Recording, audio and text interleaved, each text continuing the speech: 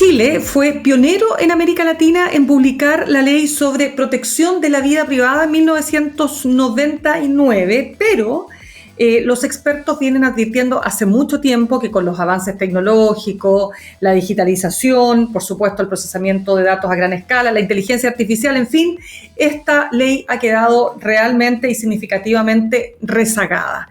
Y con ello, ¿no es cierto?, como trasfondo, quiero contarles que hay un proyecto en particular que lleva 7 años de tramitación, que es la Ley de Protección de Datos Personales y que se encuentra paralizada en su fase final, faltando solo una sesión de la comisión mixta para poder ser despachado. ¿Por qué es importante hablar de este tema? Bueno, se lo preguntamos a nuestra siguiente entrevistada, Rosario Letelier, abogada y máster en Derecho de Nuevas Tecnologías. Rosario, ¿cómo estás? Gracias por estar con nosotros esta tarde.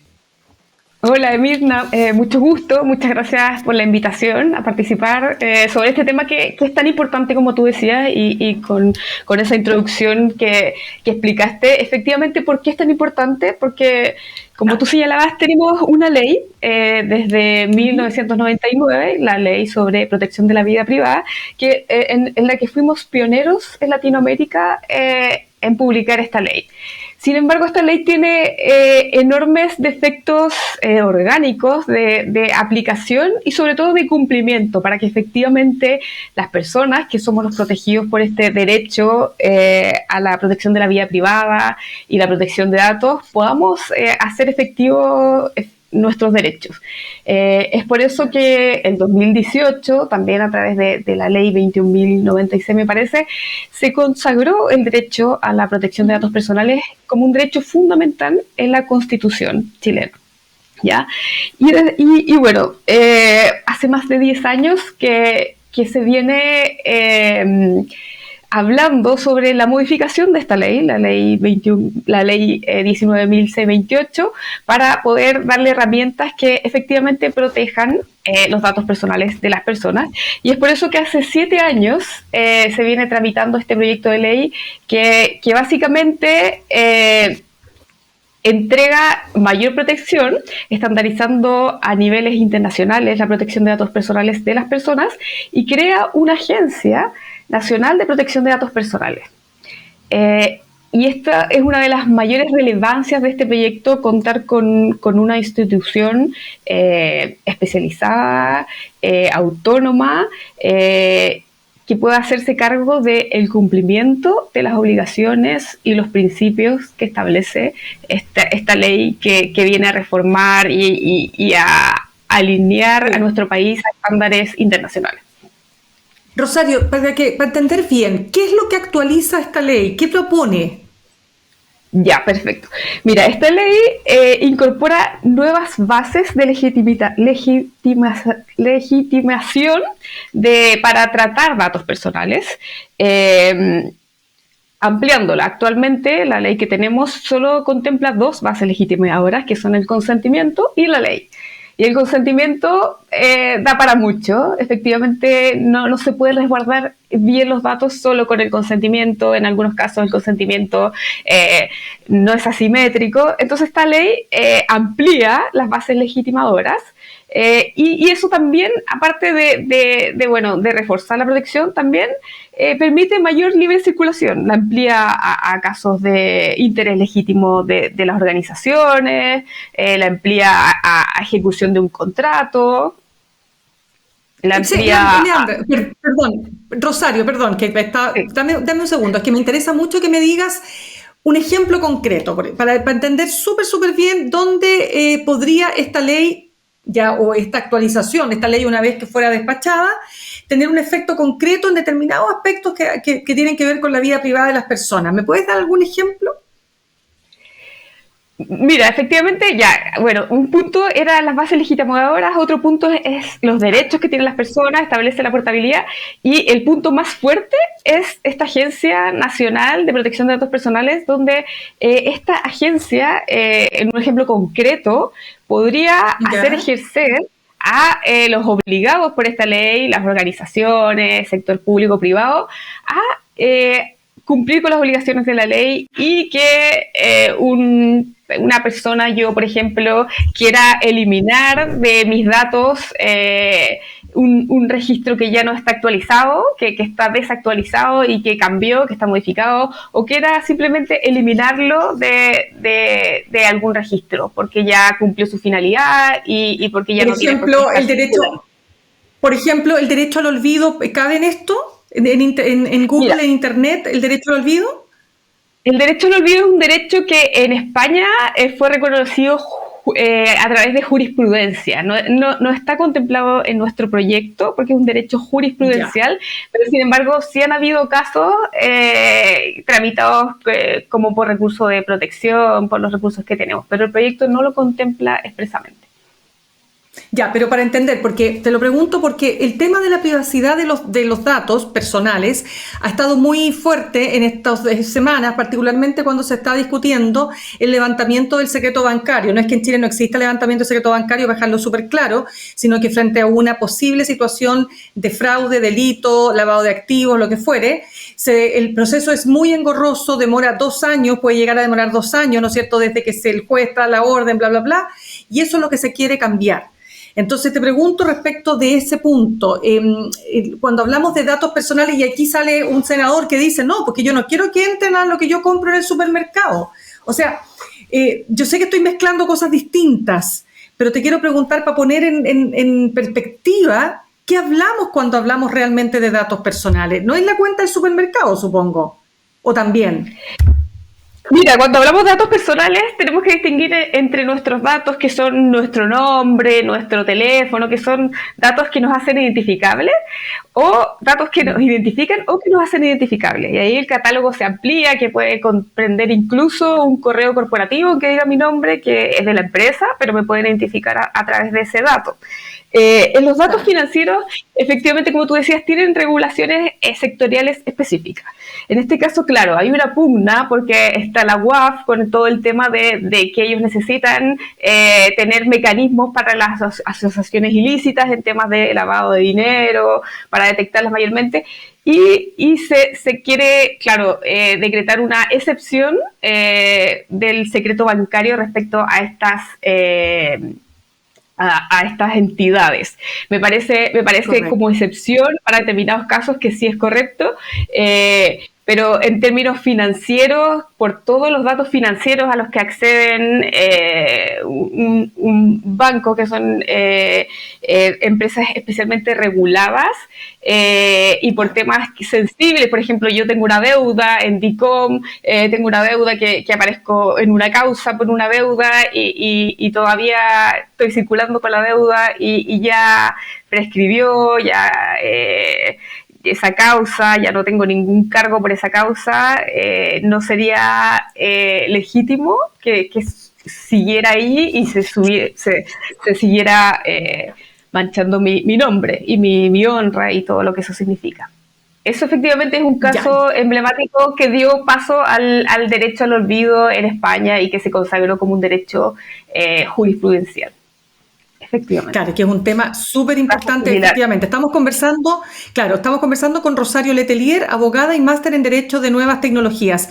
Rosario, el 2 de julio pasado comenzó justamente la discusión en el Congreso de esta ley que regula los sistemas de inteligencia, que establece que su institucionalidad va a recaer en esta futura agencia de protección de datos personales, ¿no es cierto? En fin, porque hoy día tenemos otro tema, que es cómo avanza la inteligencia artificial, cómo puede una aplicación usar nuestra voz incluso, te fijas, para generar una fake news o para usurpar Claro. nuestra identidad. ¿Eso se regula en esta ley? Mira, efectivamente, esos son temas que conlleva la inteligencia artificial y el reglamento de inteligencia artificial. Uh-huh. El tema que mencionabas de estas falsificaciones por medios audiovisuales, los deepfakes, ese tema está en una laguna y lo que hace el proyecto de ley sí regula de alguna manera la inteligencia artificial en decisiones automatizadas que requieren consentimiento expreso y mucho más formal que un consentimiento normal del titular de los datos, y estas decisiones automatizadas se utilizan en el fondo en cualquier sistema de inteligencia artificial, y también lo que regula es el tema de los datos biométricos, que establece un apartado especial para los datos biométricos, y también han tenido bastante relevancia esta semana por el proyecto del registro civil, de utilizar el iris para identificar a los ciudadanos próximamente. En cuanto a lo que tú mencionas, efectivamente ahí nos encontramos en un vacío legal, porque penalmente no están sancionadas estas conductas. Recientemente salió una ley de perspectiva de género, de violencia de género, que sí contempla y modifica el Código Penal en el caso de utilizaciones de estas imágenes sin consentimiento para mujeres, adolescentes, víctimas de estas actuaciones. Pero cuando hablas de los datos biométricos, que eso es bien interesante, porque incluso se ha dado el caso de empresas que te piden datos biométricos como incluso en la calle a cambio de criptomonedas. Claro, en Chile no tenemos absolutamente ninguna regulación sobre eso, estamos en tierra de nadie, y el proyecto efectivamente reconoce estos datos biométricos con un carácter, en un apartado especial, datos de especial protección, datos sensibles, y efectivamente por eso es tan importante que antes de partir con regulaciones de la inteligencia artificial tengamos este proyecto base para la regulación digital en Chile y de protección a las personas. ¿Y cómo estamos en relación, Rosario, al resto de los países de América Latina? Como lo mencionaba en la columna del mostrador, efectivamente estamos atrasados.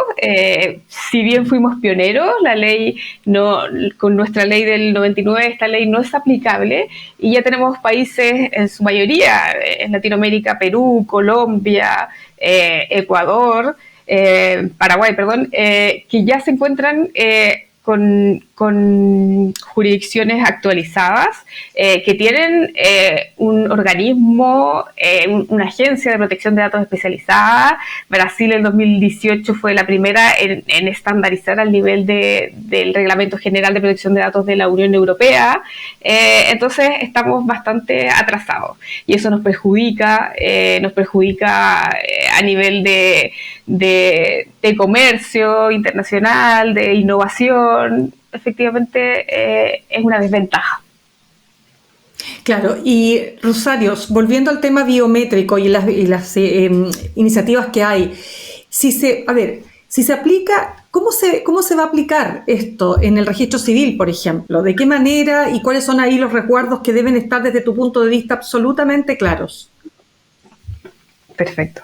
Mira, esta ley, ¿por qué es tan importante y por qué se ha solicitado a través de varias instancias a la Comisión Mixta que reanude la tramitación? Porque estamos a la espera de una última sesión para que se despache a ley el proyecto. Y se ha solicitado desde una carta que firmaron 80 profesionales especialistas en la materia, la Asociación de Mujeres en Ciberseguridad. Efectivamente, porque actualmente no tenemos ningún resguardo en el tratamiento de nuestros datos personales. Lo único que lo regula es un consentimiento. No tenemos tampoco principios como los que establece esta ley de información y de transparencia en la información, de cuál es la finalidad para el tratamiento de esos datos, y efectivamente que las personas tengan claro qué es lo que se va a hacer con los datos. Tampoco tenemos un resguardo expreso a los menores de edad, a adolescentes. Esta ley, el proyecto de ley, efectivamente se hace cargo de los menores y adolescentes en el tratamiento de sus datos, que a partir de los 16 años necesitan tener el consentimiento de sus padres o madres o los responsables de los menores, y en el caso de las personas, claro, que al usar sus datos biométricos, que consientan expresamente y informados sobre los que se va a usar y para el fin en lo que se va a usar.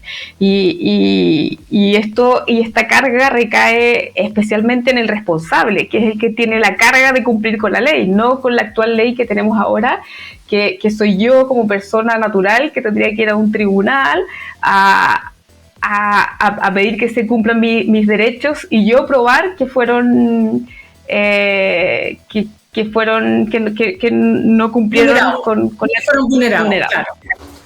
Claramente. Exacto. Bien, pues María de Rosario Letelier, abogada, máster en Derecho de Nuevas Tecnologías, hablando, claro, del proyecto de ley de protección de datos personales. Gracias por haber estado con nosotros esta tarde. No, muchas gracias a ti, Mirna, que estés muy bien. Chao, chao. Igualmente. Chao.